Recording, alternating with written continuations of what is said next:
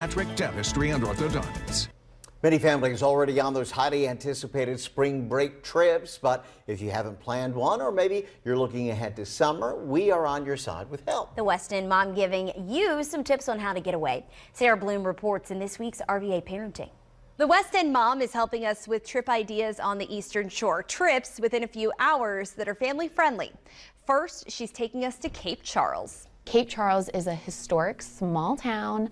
They have about 5 blocks of beaches. She says this beach is great for younger kids or less confident swimmers because the water is very shallow and calm. This is the first beach my son got to see when he was 9 months old. There are also food trucks and a cool fishing pier to visit, and she loves the cinnamon rolls at Coastal Baking Company. And here's another fun feature. It's golf cart friendly, so it's fun to rent one to drive around town. The West End Mom also recommends Chincoteague, a less developed beach vacation with a little bit of a quiet vibe.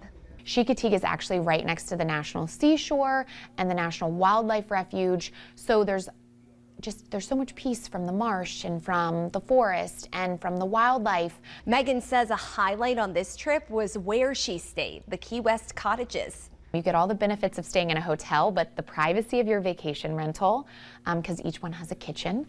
They have beautiful views of the water. My kids absolutely loved it because there's a pool on property. It was just so unique, and it was less than 8 minutes from Assateague National Seashore, so we could drive there and get that full beach experience. Another highlight for her was the contrast of big waves at the beach with lifeguards compared to the marsh with calmer water for kayaking and fishing.